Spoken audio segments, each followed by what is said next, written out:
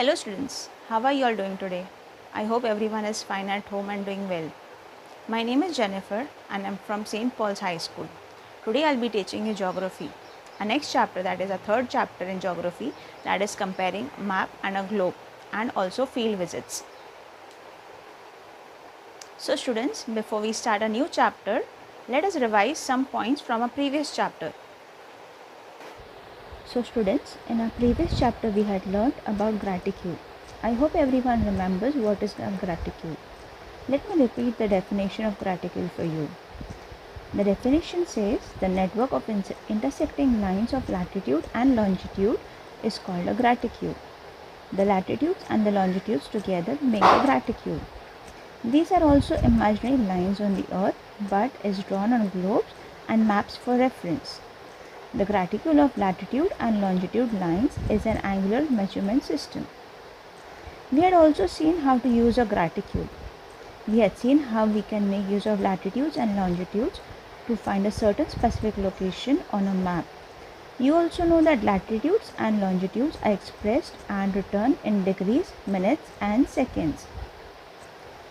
Other than this, we had also covered some important parallels and meridians and some important circles on the globe. Now we start with the next chapter in which we are going to see what is the difference between a map and a globe. Students, before we start this chapter, I want you to do a small exercise and answer a few simple questions. For this, you will need to have a world map, a map of India and a globe. You can download images of map and globe from the internet for reference. Questions. First one, which device is flat? Second, which device is spherical? Third, which of these devices allows you to see the entire area of the earth at the same time? Fourth, which device allows you to see only one side of the earth at a time? Fifth, which device can be used for studying a particular region in detail? And sixth, which device can be called a model of the earth? You can pause the video now and answer the questions given on the screen. You can also take the help of your elders to do this exercise. I am sure you must have found the answers to all the questions. Now, let me explain you some of the important things about a globe and a map. You must have observed that maps are two-dimensional, whereas a globe is three-dimensional. Two-dimensional objects have length and width. The product of the length and width defines area. Three-dimensional objects have length, width and height. The product of these provides volume. Maps can be used to study the whole world or also regions of the limited extent. However small or large the globe, it is only a representative model of the entire earth. Here, two-dimensional means a surface having two dimensions, length and width, is called two-dimensional. For example, paper, blackboard, tabletop, land, etc. Three-dimensional means an object having three dimensions such as a length, width, height or thickness is called three-dimensional. Example, a duster, box, glass, pot, hill, the moon, etc. is three-dimensional. Let us now study some more things about our globe, that is our earth, and the map. As we all know that our earth is round like a ball. It rotates on its axis. There is an imaginary line which passes through the center of the earth. The two ends of the axis are the North Pole and the South Pole. The earth rotates from west to east. It completes one rotation in 24 hours. The earth is divided into two hemispheres, the northern hemisphere and the southern hemisphere, or the eastern hemisphere and the western hemisphere. These globes can be used to represent the earth, but they cannot be carried for traveling. Hence, a paper version of the globe is used, which is nothing but a map. A map is a diagrammatic representation of an area of land or sea.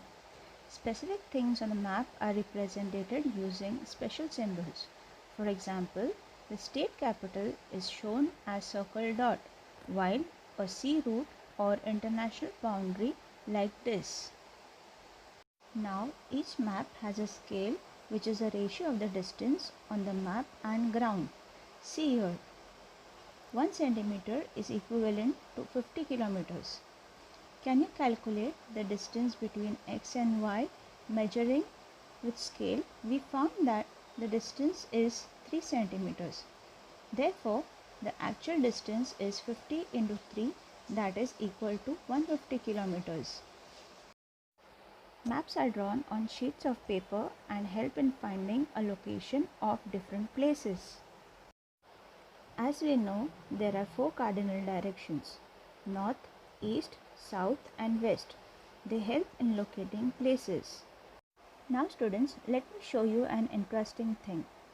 This is a magnetic compass. I hope everyone is aware what a magnetic compass is. A magnetic compass has a needle that always points in the north direction. Earlier magnetic compasses were used to find the location and direction of the places. In earlier days, mariners used to find the directions using magnetic compass. Now let us see what is a field visit. A field visit is an important method of studying geography. Field visits help us to understand the geographical and social conditions of a place. Moreover, it provides an opportunity to directly interact with the local people and understand their problems. Now, to understand a field visit, with the help of your teachers or your parents or any of your elders, visit one of the following places to know the geographical conditions of the area. Like for example, maybe a planetarium, a post office, a bus station, a mall, hill, sea coast or a small scale industry. Study places like these to observe and record various features. Now students, at the time of the field visit, prepare a questionnaire with the help of your teacher or any of the elders you are going to a field visit, and take interviews wherever it is necessary from the people around there. Note down responses and make other sketches and notes. This is how a field visit is done. Some more important points in this chapter that you should know.